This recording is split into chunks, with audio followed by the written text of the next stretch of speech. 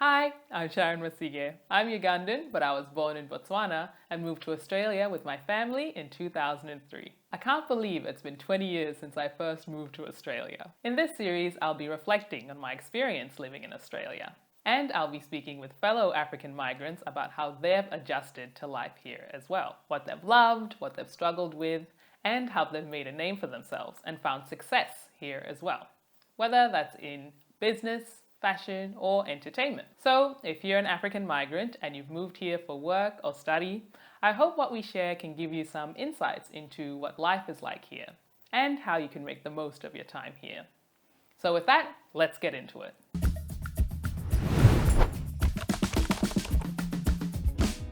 The Sydney Opera House is no doubt one of the most recognizable landmarks in Australia. In this episode, I'm speaking with Wanyika Mshila, whose heart for building community has led her all the way to this iconic destination.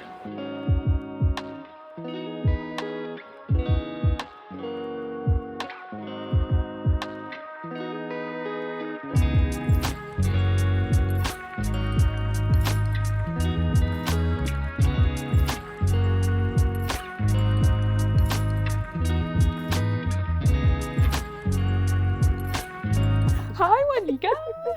Hi, Sharon, how are you? I'm well, how are you? Yeah, pretty good. When did you first come to Australia? Around 2001. And I came to study. So I came as an international student. I'd just turned 21, and it was like, yeah, Australia, here we go. And so it was an adventure. And so, what are some of your earliest memories of first coming to Australia from Kenya? Probably going out clubbing. Yes. Yeah. The beach in North Gong, like hanging out at the beach. Yeah, going to uni. So, was that to Wollongong? Yes, to Wollongong. I went to uni in Wollongong. So did I. Did you? Yes. I think I was really fortunate at the time when we were at uni. There was such a big group of students from Kenya. So by the time I was coming here, like you just felt right at home. It was like, okay, there's people who speak my language. We're going through the same journey. So it was a very familiar space to be within sort of that enclosed community before stepping out to the wider sort of Australian Wollongong community. So I'd say, yeah, those initial months of being here, they were fantastic. What have been some of the best parts of living in Australia? Stepping outside my comfort zone, yeah. Learning new things, like being around water, opening myself up to different cultures as well, all the different foods. On the flip side, was there anything that you struggled with?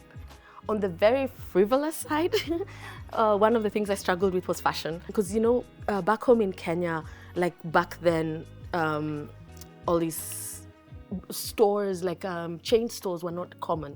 So finding an outfit that someone else has was like close to zero.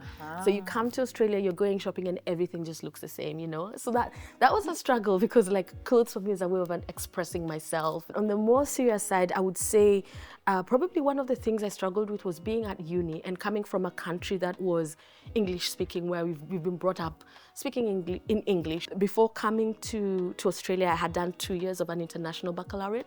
It's almost like a pre-uni kind of thing. By the time I was starting uni, I had a really strong command of how to write essays and things like that in my first year of uni. And I remember in one of the subjects, being called out for plagiarizing my essay. And the tutor saying to me, there's no way I would have written an essay like that. And it was really contentious because I'm like, I'm speaking to you in English. We are conversing in English. Yeah. So how is it that wouldn't translate to my writing in the same way? And getting marked down for really small things, like probably not putting a full stop in the right place and things like that. So those were some things that like I found difficult in accepting. And is there anything that you did to maybe overcome that since then? By the time I came here, like, yes, 2021 seems like a very young age, for sure. But I was very aware of who I was as a person.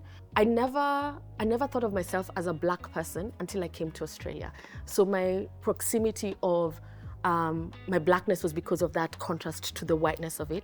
And then beginning to realize that probably some of the opportunities were because of this, of, being on the other side, which I'd never really experienced because in my country, you're in the dominant community, so your efforts are based on what you do. So I'm very grateful that at that age I was very confident in this is what I can do, this is what I'm about. And so having that behind me, I think really helped to go like, okay, this is this is not me, this is a systematic thing. So you just start getting a certain awareness of how you need to, what you need to be, the efforts that you need to put forward in order to make your way in life.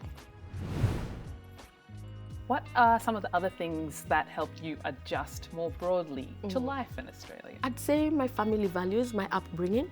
My parents are fantastic because growing up in Kenya, I was very artistic, I was very creative, and they nurtured that from a very young age. So my dad was always like, you can do whatever you want to do. If your grades are good, go for it. So that belief and support of you can do anything that you put your mind to has been something that was a really strong foundation. Was there anything you wish you had known before coming to Australia? No. I didn't know anything about it, and I think that was the beauty of it, because then there was no overthinking. It was just come into the space and make it my own. Now, in terms of your career, you work as a community engagement manager. What does that involve? An analogy that I like to use is, picture like when you're hosting someone at your home. You do everything to make sure they're comfortable.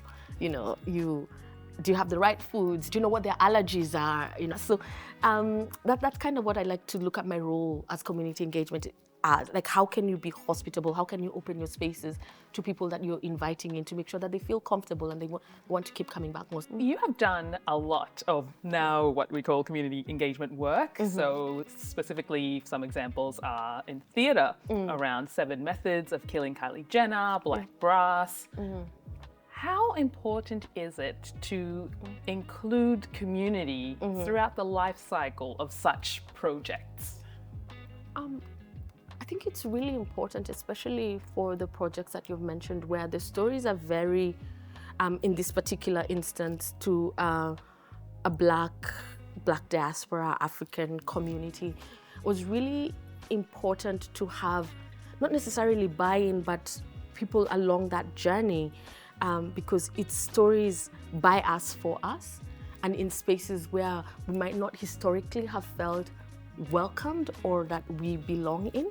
So, and having said that, with 7 Methods of Killing Kylie Jenner, there was so many good things that we did, but then there was also a lot of stuff that we learned along the way. And with every iteration or every remounting of the play, we just made sure that we learned from the past mistakes, and we kept going back to community, like, what did we do right? What didn't we do right? And kept trying to fix that.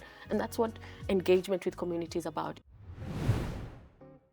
What does it mean to have your community support you, or to have a community support you when you first move into a new country? I think it's really important to have community support. Sometimes community can be people with similar interests, similar values. Sometimes I feel like it's also a two-edged sword, right?